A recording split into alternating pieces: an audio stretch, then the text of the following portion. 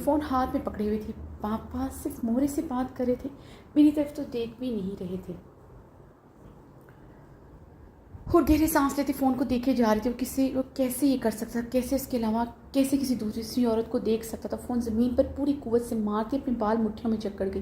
पिछले 7 माह से उसने अपना चेहरा किसी मर्द के सामने नहीं खोला था।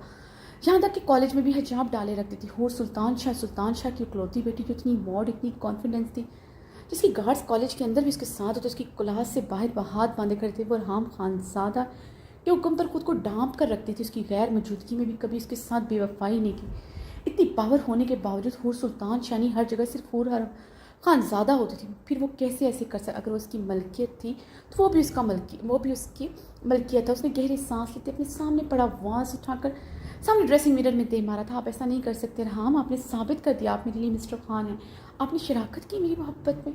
अब कैसे कर सकते हैं? आप प्लीज़ी के बिहाफ पर गुल को वापस लाना चाहते हैं कि प्लीज़ी ऐसा चाहती है, और आपके पास एक्सप्लेनेशन ये हो कि आप ये हक रखते हैं।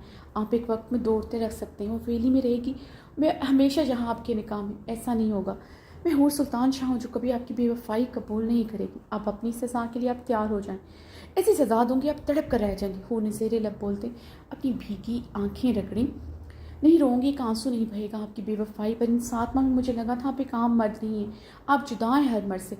मगर आपने साबित किया आप हवेली में रहने वाले एक वही जालिम बेहिस मर्द हैं जो बिस्तर पर अपनी ताकत दिखाकर अपनी फ़तह का जश्न मनाते हैं।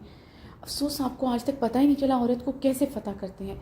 हूर ने अपना निचला लब बेदर्दी से काटते हुए गहरे सांस लिए थे। उसकी बेवफाई ने उसके अंदर जलते भांबर जला दिए थे। और जल्दी से वॉशरूम की तरफ इस जलते भांबरों को शायद पानी की बौछार ही ख़त्म कर दे। ज़रान सतारा खान को देखते कंफर्टेबल सोफे पर सीधा हुआ था। उसके सामने ही ब्राउन लेदर के 1 सीटर सोफे पर बैठी थी। ब्लैक कलर के बहुत ऊंचे चेस्ट ट्राउज़र और बेहद शॉर्ट शर्ट पहने हुए थी।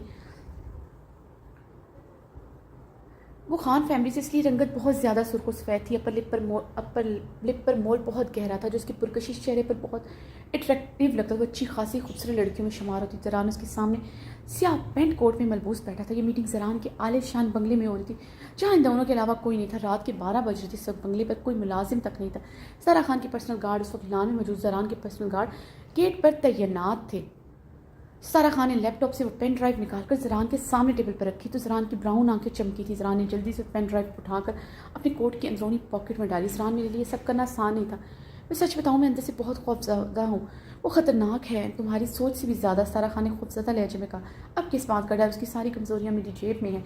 अब समझो उसकी गर्दन छुरी के नीचे, सिर्फ तेज़ दर छुरी चलाने की देर है। ज़रान गहरा मुस्कुराया था।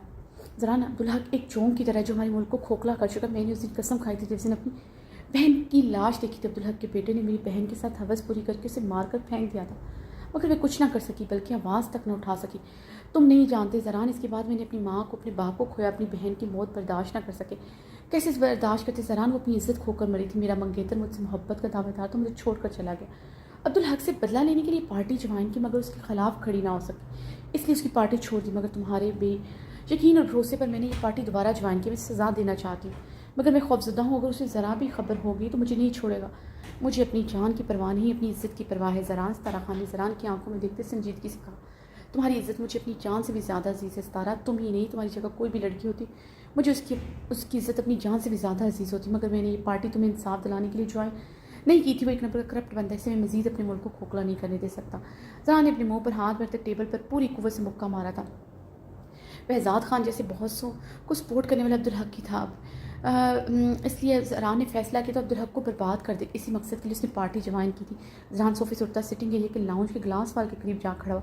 अब्रिश की कमर का तिल उन पोस्टर्स पर याद आया। अब्रिश की वो तस्वीरें याद आई थी जो इस बहज़ाद खान के वॉशरूम तक में थी। ज़रान की आंखों में सुर्खी बढ़ती जा रही थी। वो पोस्टर बहज़ाद खान के कमरे में तो सिर्फ बहज़ाद खान ने तो नहीं देखे होंगे, उसके दोस्तों, उसके गार्ड्स, पता नहीं किस किस ने इन पोस्टर्स को देखा होगा। ज़रान ने ग्लास वाल पर मुक्का मारते उसके सांस सर टकाते गहरे सांस से अपने अंदर उठते इस तरह पर काबू पाने लगा। ब्रिश के जज्बाती पन्ने से बहुत तकलीफ पहुंचाई थी। वो जिन लोगों के साथ उठता बैठता था, दिन में 10 बार मरता था। कहीं किसी ने उसकी बीवी के पोस्टर ना देखे हो। ग्लास वाल से पेशानी टिकाए गहरे सांस लेते अब्दुल हक के बारे में से मुकम्मल मालूमात हासिल की। जिस प्राइवेट त्यारे में बहज़ाद खान अब्रिश को लेकर बाहर मुल्क के मुल्क फरार होना चाहता था, वो त्यारा भी अब्दुल हक का था। यानी बहज़ाद खान को उसकी मुकम्मल सपोर्ट हासिल थी। इसलिए उसने अब्दुल हक की पार्टी ज्वाइन की। उसे इस बात की खबर नहीं होने दी कि वो इस बात की गाही रखता है कि बहज़ाद खान के साथ मिला हुआ था।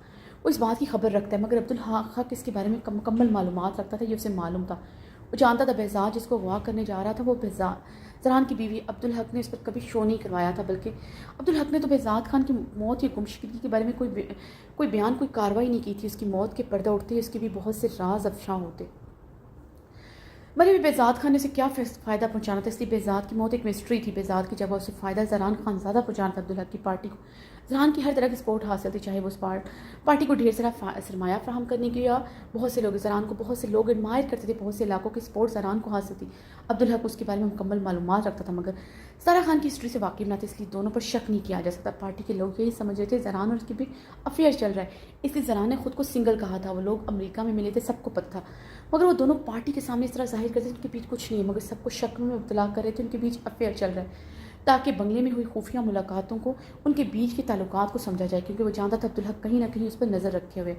زران سب کو یہی لگتا ہے میرے اور تمہارے بیچ افیئر چل رہا ہے، مگر ہم اپنے تعلقات چھپا رہے ہیں، اس لیے ہماری ملاقاتوں پر کسی کو ہم پر شک نہیں ہو سکتا۔ مگر آگے کیا کرو گے تم یہ کیسے کرو گے؟ سارا خان صوفے سے اٹھتے زران کے مقابل آئی تھی، پوری دنیا کے سامنے اس کا ہر کرتوت لاؤں گا، پورے میڈیا کے سامنے لائیو ٹیلی کاسٹ چلے گا، اس کا ہر گناہ میرے اس بنگلے پر ایکسپوز ہوگا، اور وہ پھر قانون کے شکنجے میں ہوگا، اور وہ پھر تمہیں اور مجھے کچھ نہیں کہہ سکے گا۔ تمہیں اور مجھے ذرا سی آنچ آنے کا مطلب عبدالحق کے گرد پھندا اور ٹائٹ ہوگا۔ ویسے بھی زران خانزادہ کو نقصان کوئی نہیں پہنچا سکتا، کیونکہ میرا ڈسا ہوا پانی بھی نہیں مانگتا۔ زران طنزیہ ہنستے زہریلا سا مسکرایا تھا۔ ٹھیک ہے زران، میں نکلتی ہوں، تارا خان نے مسکراتے ہوئے کہا۔ اوکے، ملیں گے جلد سے۔ تارا وہ زران ستارے کو دیکھتے گہرا مسکرایا تھا۔ ضرور، میں بھی اس کا انجام دیکھنا چاہوں گی، اسے اور اس کے بیٹے کو پوری دنیا کے سامنے نظریں جھکائے دیکھنا چاہتی ہوں، وہی رنگ ان دونوں کے چہرے پر دیکھنا چاہوں گی جو میرے اماں اور میرے بابا کے چہرے پر دنیا کو فیس کرتے ہوئے تھے، ڈوب کر مرنے والے رنگ، اپنی عزت کو کھو دینے کے رنگ، لاچاری اور بے بسی کے رنگ، بے گناہ ہوتے گناہ گار ہونے کے رنگ۔ سارا خان کے لہجے کے ساتھ اس کی آنکھوں سے بھی شعلے لپک رہے تھے۔ بہت جلد ہوگا سب، تمہاری عزت اور جان کی ذمہ داری میں لیتا ہوں، خدا کے بعد اب میری ذمہ داری ہے، زران نے مضبوط لہجے میں کہا۔ مجھے اپنے رب پر پورا یقین ہے، ظالموں کی رسی ایک حد تک ہی دراز ہوتی ہے، ہر بار کہانی خود کو دہراتی نہیں ہے، اب وقت ظالموں کا ہے، اس بار عبدالحق اپنے انجام کو جائے گا۔ سارا مضبوط آواز میں کہتے مسکرائی تھی۔ زران بھی جواباً بھرپور مسکرایا تھا۔ میں چلتی ہوں زران، سارا نے مسکراتے ہوئے اجازت چاہی۔ میں بھی نکلتا ہوں، مجھے سماعت کے لیے نکلنا رات بہت ہو گئی ہے۔ زران نے اپنی رسٹ واچ پر نظر ڈالی، جہاں 12:30 بج رہے تھے۔ اس سے بائی ایئر سوات پہنچتا 4 گھنٹے لگ جاتے بائی ڈرائیونگ کے ذریعے، اس لیے زران فلائٹ کے ذریعے سوات جانے کا ارادہ کیا تھا۔ ستارہ کے جانے پر زران اپنی کوٹ کی پاکٹ میں اس پرنٹ ڈرائیو کو ہاتھ لگاتے گہرا مسکرایا تھا۔ حیدر خان، بسمل خان، عباس خان کے ساتھ میدانے میں بیٹھا تھا، جہاں کے کچھ اور دوست بھی تھے۔ حیدر خان کو بھی پردگی نہیں پسند تھی، اس لیے باہر لان میں نہیں گیا تھا۔ عباس اور بسمل خان حیدر خان کے جگری یار تھے، جو اپنے دوست اور باقی دوستوں سے مردانے میں بیٹھے تھے۔ مردان خانے میں گلاس ڈور سے پارٹیشن کی گئی تھی، مردانے کے گلاس سے مدھم سا زنان خانے کا عکس بھی بخوبی دکھایا تھا۔ حیدر خان صف پہ بیٹھا بے چینی سے پہلو بدل رہا تھا۔ عباس خان کا چھوٹا بھائی بسمل خان، جو باز کی طرح ہی حیدر خان کا جگری دوست تھا، وہ کتنی بار زنان خانے کے چکر لگایا تھا۔ حیدر خان یہ سب دیکھتے اپنی گھنی مونچھوں پر ہاتھ پھیرتے اس طرح بھی انداز میں پہلو بدل رہا تھا۔ اس طرح کا ماحول ان کی حویلی کا نہ تھا۔ عورتوں کے ہوتے ہوئے حویلی کا مرد بھی زنان خانے نہیں جا سکتا۔ اسے بار بار بسمل خان کا زنان خانے کا چکر لگانا پسند نہیں آ رہا تھا۔ اس کی دونوں بیویاں زنان خانے میں موجود تھیں اور اس کو شادی سے پہلے پردہ نہیں کرتی تھی، مگر اس سے نکاح کے بعد مکمل پردہ کرتی تھی۔ مگر وہ اس وقت فرشتے کے لیے حساس ہوتا، جو عورت مردانے کے پاس ہے نا، شاید ہر مرد ایسی ہی اپنی عورت کے لیے جذباتی اور حساس ہو جاتا ہے جیسے وہ ہو رہا تھا، یا پھر وہ عورت جس سے عشق کرتا ہے وہ اس گل پر بھی کسی کی نظر برداشت نہیں کر سکتا، مگر فرشتے پر پڑنے والی نظریں جیسے اس کو وجود کاٹ دیتی تھی، وہ مرنے لگتا ہے۔ یہ سوچ ہی تکلیف دیتی، اس کی خانت پر کسی کی نظر پڑے، اپنے سامنے کسی کی نظر پر تڑپ جیسے درگزئی کے ساتھ کھڑا دیکھ کر وہ آج بھی شعلوں کی مانند دہکنے لگتا تھا، اور اب تو فرشتے اس کے پاس نہیں تھی، تو حیدر خان جیسے اس کے لیے بہت پہلے سے پاگل ہو گیا تھا۔ حیدر خان کو اس کا معصوم چہرہ یاد آیا، اس کے لبوں پر سرخ یاقوتی لپسٹک یاد آئی، اس کے ٹھوری کا وہ سیاہ گھنگور دل۔ حیدر خان ایک بار پھر سے بے چین ہوا تھا۔ بسمل خان کو ایک بار پھر سے زنان خانے کی طرف جاتے دیکھ کر حیدر خان نے اپنی مونچھوں پر بے چینی سے ہاتھ پھیرا۔ فرشتے گرین کلر کی بہت خوبصورت فراک میں ملبوس تھی، جس پر گرین کلر کا دوپٹہ سر پر اٹیچ کیا تھا، ماتھا پٹی پہنے تھے، گلے میں گرین زرکون سے سجا ہوا نیکلس پہنا تھا، کانوں میں زرکون کے جھمکے پہنے تھے۔ آبی نے اس کی آنکھوں پر گولڈن گلٹری شیڈ بھی لگایا تھا۔ وہ بے پناہ خوبصورت لگ رہی تھی، کہیں سے بھی 2 بچوں کی ماں نہیں لگ رہی تھی۔ اس کی خوبصورتی، اس کی کشش، اس کی معصومیت تھی، جس کے سامنے بے پناہ خوبصورتی کو بھی مات دے دیتی تھی۔ زنان خانے میں اتنی ساری لڑکیوں کے होते हुए भी सिर्फ उस पर ही नज़र टिक रही थी, बल्कि उस पर नज़र ठहराना मुश्किल और था। दराब ज़राब कैरी कॉट में खेल रहे थे, उन्हें तो रक्षा ही देख रही थी। फरिश्ते ने काम वाला ड्रेस पहना होता, अब ज़राब को उठा भी नहीं रही थी कि उसकी हैवी काम वाले ड्रेस से कोई तकलीफ ना पहुँचे। बिस्मिल खान ने ज़रान खाने में दाखिल होते फरिश्ते पर गहरी निगाह डाली, जो पहले भी उसे देखते अपना चेहरा ढक चुकी थी, मगर इस बार बिस्मिल खान ने अपनी पोजीशन बदलते फरिश्ते को अपनी नज़रों के हिसार में लिया। वो फरिश्ते को देख सकता, मगर फरिश्ते की उस पर नज़र नहीं पड़ी। उस तमाम लड़कियों में फरिश्ते खुद के लिए पसंद आई थी। जरमान खानम, उसकी मोरे और अब्बास खान उस पर बहुत दबाव डालते, वो भी निकाह करके ऑस्ट्रेलिया जाए। बिस्मिल खान को अपने ख़ानदान की तेज़ तरार लड़कियाँ नहीं पसंद थी। ऑस्ट्रेलिया में रहने के बावजूद खुद के लिए एक ऐसी लड़की चाहता जिसकी खूबसूरती उसकी शर्म व हया हो, मगर आज लगता था उसकी तलाश ख़त्म हो चुकी है। वो अपनी हल्की घनी सुनहरी दाढ़ी पर हाथ फेरता फरिश्ते को गहरी निगाहों से देख रहा था। ज़रमान ने उसके कंधे पर ज़ोर से मुक्का मारते उसकी त्वचा अपनी तरफ मबजूल करवाई। उफ़माम, आपकी अदाएँ में घायल हो गया आप पर। बिस्मिल खान ने अपनी मोरे ज़रमान खान को मुस्कुराती निगाहों से देखा, जो लाइट ग्रीन कलर के सूट में बेहद खूबसूरत लग रही थी। शर्म करो, तो मैं ऐसे बात करते हो जैसे मैं तुम्हारी मॉम नहीं गर्लफ्रेंड हूँ। ज़रमान मुस्कुराई थी, और अपनी नज़रों को कंट्रोल करो, अच्छा नहीं लगता, वो लड़की पर्दा करती है। ज़रमान ने बिस्मिल के खान के कान खींचे। मॉम इसलिए तो पसंद आई, like her so much, her innocence is her beauty. Bismil Khan अपनी सुनहरी दाढ़ी पर हाथ फिरते बोला, बिस्मिल यमीना की बेटी, मगर उसको ये तलाक हो चुकी, माँ नहीं बन सकती, शायद इसलिए उसे तलाक हुई थी, मुझे ऑस्ट्रेलिया में पता चला था। जरमान ने बिस्मिल खान को संजीदगी बताया, ओ कमन मॉम, आप इस तरह की बातें कैसे कर सकते हैं? तलाक याफ्ता लड़की हो, इससे क्या फ़र्क पड़ता है? तलाक याफ्ता लड़की और कुंवारी लड़की में आखिर क्या फ़र्क है? मैं इस फ़र्क को नहीं मानता। बिस्मिल खान ने चिढ़ते हुए कहा, माशरे की इस रवायती सोच को मेरा जहन एक्सेप्ट नहीं करता। वो लड़की तलाक याफ्ता है ऐसे बताया जाता है जैसे उसका ऐब हो, जैसे वो उसका गुनाह हो। What's different between a divorce woman and virgin girl, let me explain. Bismil Khan भड़कते हुए बोला।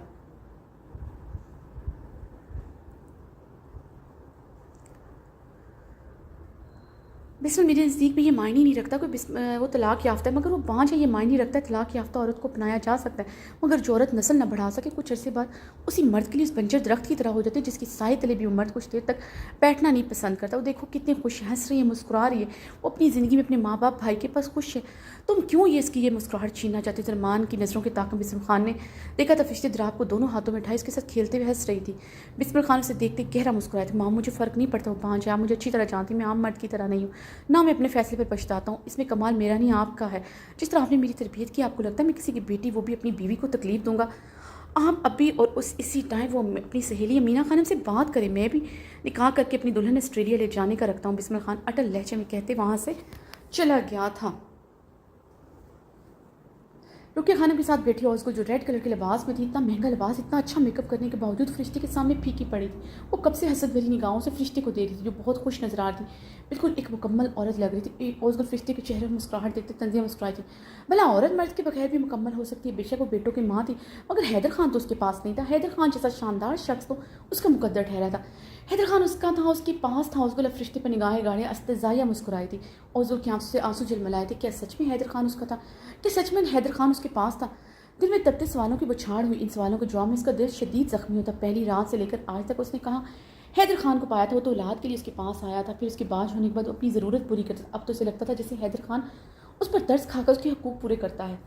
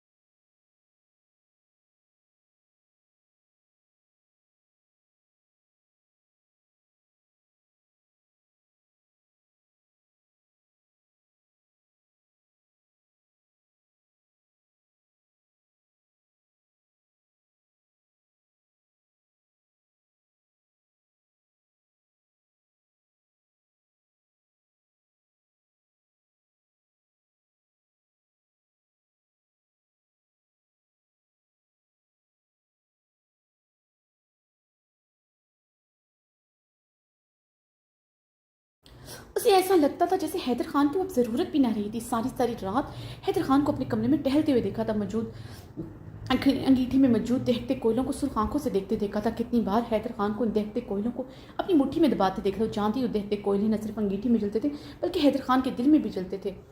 اب وہ فرشتے کو دیکھتے رشک میں مبتلا ہوئی تھی۔ اسے فرشتے مکمل لگی تھی، مکمل، بہت مکمل، جس کے پاس سب کچھ تھا، 2 بیٹے اور اس مرد کی دیوانوں والی محبت جو اس کے بیٹوں کا باپ تھا۔ خالی ہاتھ تو وہ رہ گئی تھی۔ اوزگل اب خود پر استہزائیہ مسکرائی تھی۔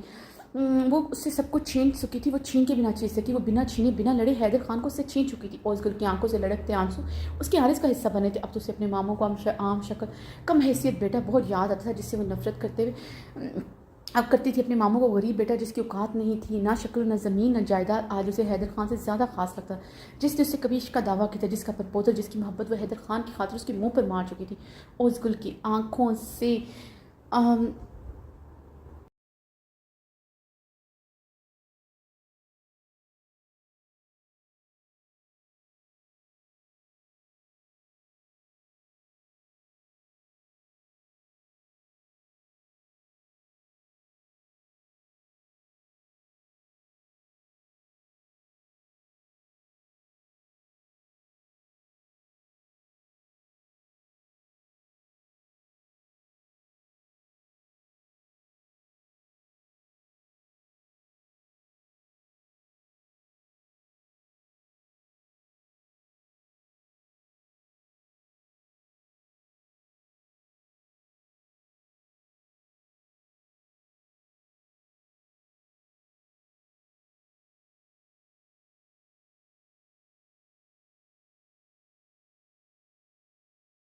اسے اب پتہ چلا تھا عورت کو مرد کی صورت اس کے پیسے سے عشق نہیں کرنا، جو اس کے دل سے کرنا، جو صرف اس کے لیے کیا دے رہا تھا یہ روپیہ دولت، بڑی سی حویلی، اور اس کی آنسوؤں کی برسات ہوئی۔ فرشتے کا معصوم چہرہ دھندلا ہو رہا تھا۔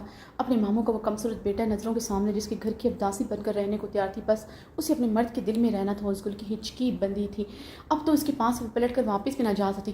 کل وہ بہت خاص تھی مگر آج وہ بہت عام تھی، جیسے آج سے 7 ماہ پہلے فرشتے بہت عام تھی۔ یکدم اوزگل کا دل گھبرایا تھا، اسے لگا تھا جیسے وقت پلٹ کر اس کی طرف آیا، وہ آج فرشتے تھی۔ اوزگل لب دانتوں تلے دبائے بے واس سے سکر رہ گئی، وہ تو فرشتے سے بھی زیادہ بدقسمت ٹھہری تھی۔ شاہنواز نے اس کی جان چھوڑی تھی، مگر جانتی تھی حیدر خان اپنی عزت کو کبھی نہیں چھوڑے گا، اسے گولی مار دے گا مگر اسے نہیں چھوڑے گا کسی دوسرے کے لیے تو کبھی نہیں۔ اگر کبھی معجزہ ہو بھی گیا، حیدر خان نے اسے چھوڑ بھی دیا، تو کیا وہ فرشتے کی طرح ماں بن سکے گی؟ اوزگل اب بے آواز آنسوں سے رو پڑی۔ وہ جانتی تھی ایسا کبھی نہیں، خدا ان لوگوں کو نوازتا ہے جو فرشتے کی طرح معصوم ہوتے ہیں، جن کے دل میں کینہ نہیں ہوتا، جو کسی سے کچھ چھینتے نہیں ہیں بلکہ اپنا سب کچھ بھی ان کو دے جاتے ہیں جنہوں نے اس سے سب کچھ چھینا ہوتا ہے۔ اوزگل نے اپنے دوپٹے سے آنکھیں رگڑ لی، فرشتے کو دیکھتے اس کی آنکھوں کی جلن بڑھتی جا رہی تھی، اس کا بس چلتا آج پھر وہ فرشتے سے اپنا مقدر بدل لیتی۔ اوزگل نے فرشتے کے خوبصورت چہرے کو دیکھتے اپنی نگاہیں پھیری، وہ مزید اسے خوش نہیں دے سکتی تھی۔ رقیہ خانم صوفے پہ بیٹھی فرشتے کو کب سے اپنی سر نگاہوں کے حصار میں رکھی ہوئی تھی، بس زدہ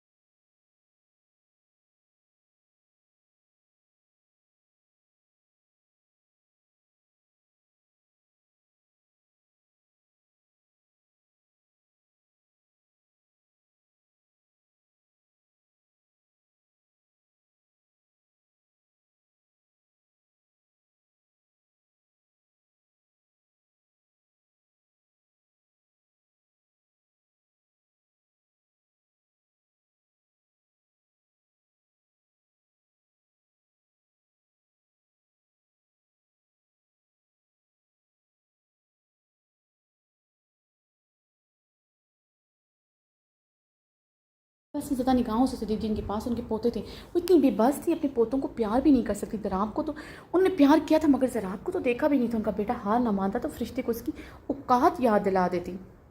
رقیہ خانم نے اپنے دوپٹے سے اپنی بھیگ کی آنکھیں بھی دردی سے لگ رہی، اپنے پوتوں کے لیے تڑپ رہی تھی۔ آج تو انہیں مینا خانم نے بالکل نظر انداز کر رکھا تھا۔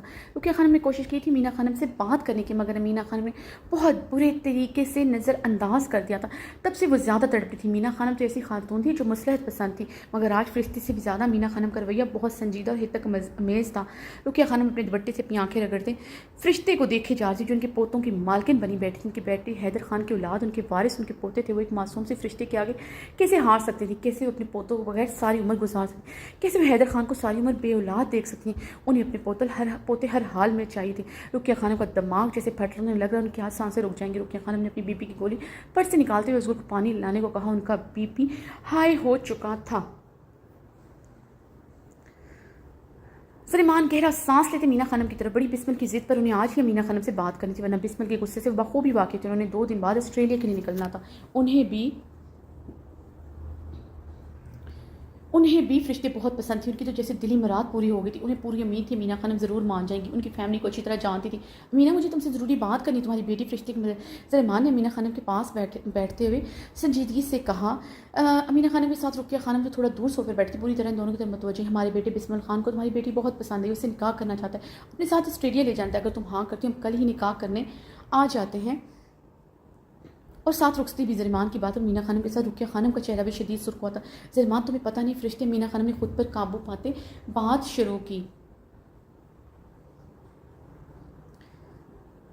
پتہ ہے مجھے فرشتے بانجے، اس لیے شاہ نواز نے اسے طلاق دی۔ بسمل کو مجھے اس سے کوئی فرق نہیں پڑتا، ہمارے لیے یہ بات معنی نہیں رکھتی۔ ہم تمہاری بیٹی کی سیکیورٹی کے لیے بسمل خان کے نام کی ساری جائیداد فرشتے کے نام کرتے تاکہ تم لوگ اس کے مستقبل سے بے فکر ہو۔ بسمل خان کبھی اس کے ساتھ زیادتی کرے گا؟ سلیمان کی باتوں پر مینا خانم کے چہرے پر ایک رنگ آ رہا جس سے پہلے وہ جواب دیتی، ادھر 2 پوتا ہمارا۔ رقیہ خانم کی بلند آواز پر وہ صوفے سے ہڑبڑا کر اٹھی تھی۔ نہ صرف مینا خانم، سلیمان بلکہ تمام مہمان صوفوں سے مہمان بھی اٹھتے کھڑے ہوتے۔ رقیہ دراب کو فرشتے کے ہاتھوں سے چھینے کرتی سے شعلہ بار نگاہوں سے گھور رہی تھیں۔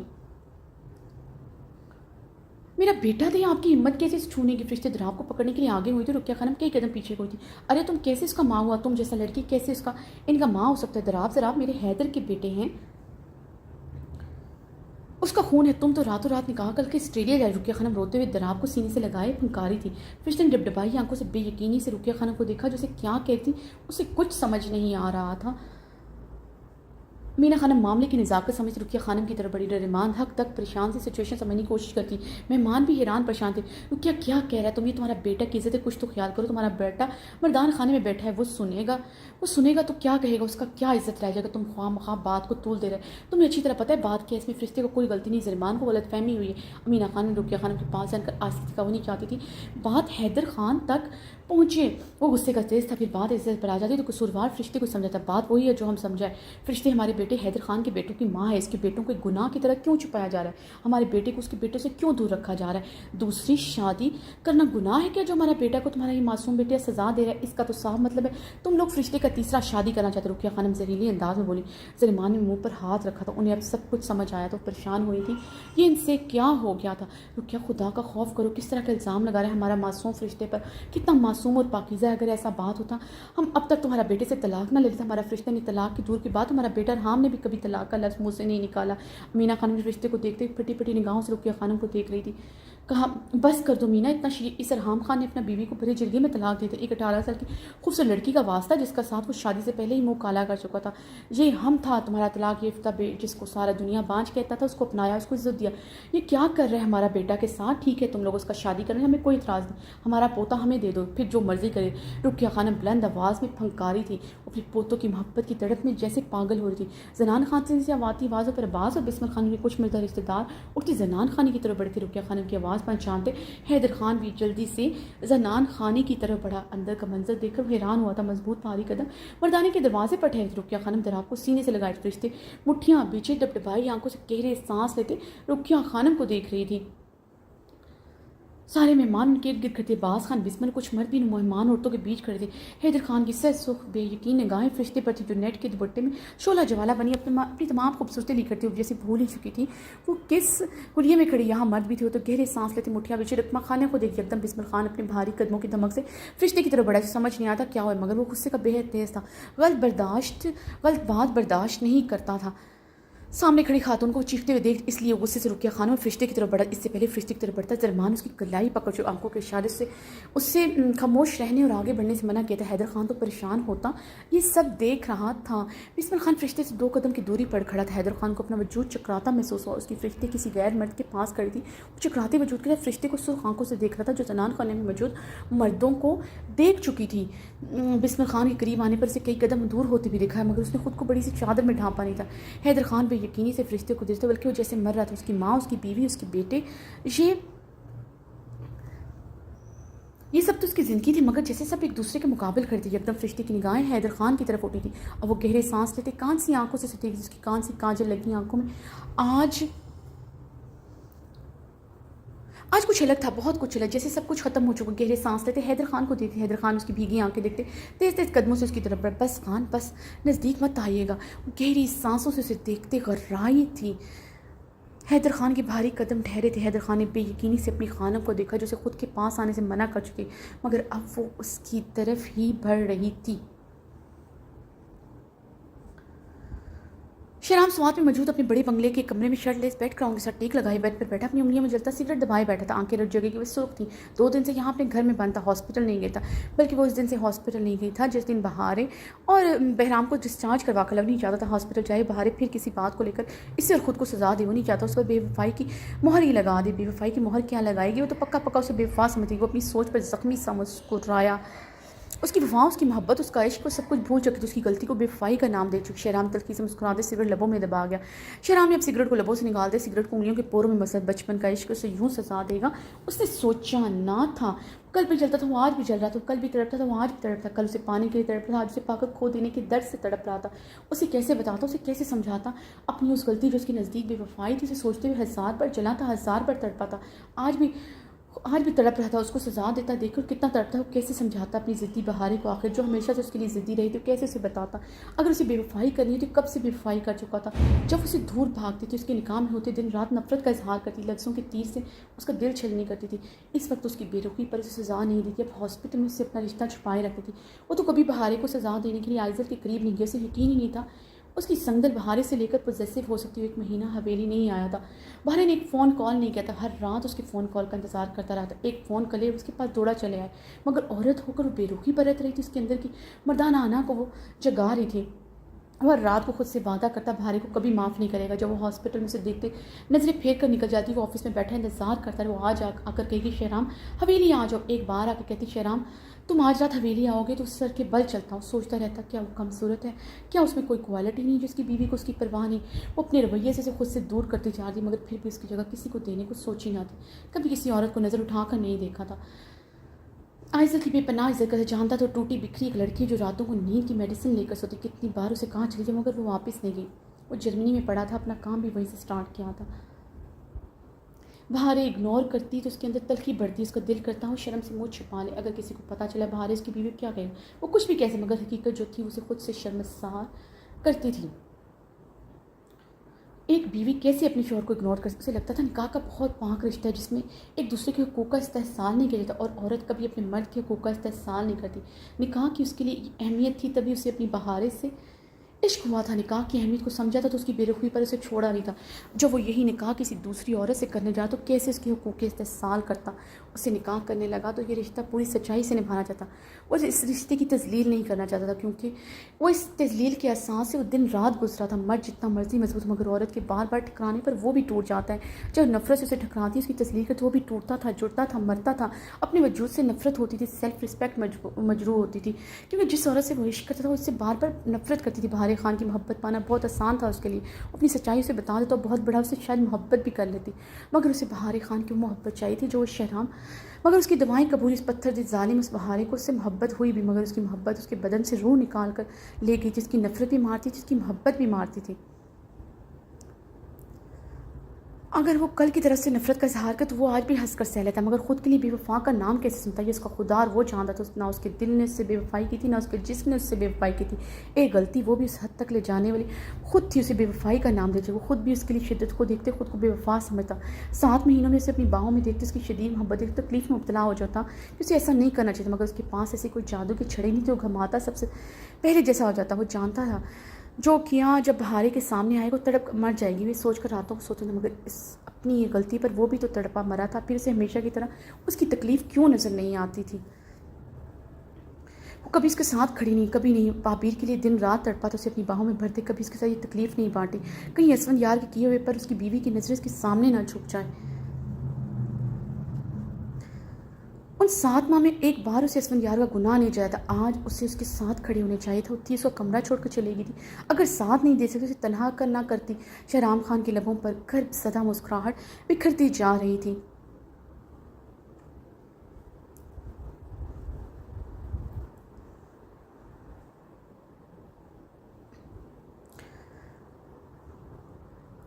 شہرام نے آنکھیں موتے بیٹھ کر کراؤن سے ٹیک لگائی. جلتا سگریٹ اس کی انگلیوں کے پوروں کو جلاتا یکدم اسے احساس ہوئی تکلیف کوئی معنی نہیں رکھتی.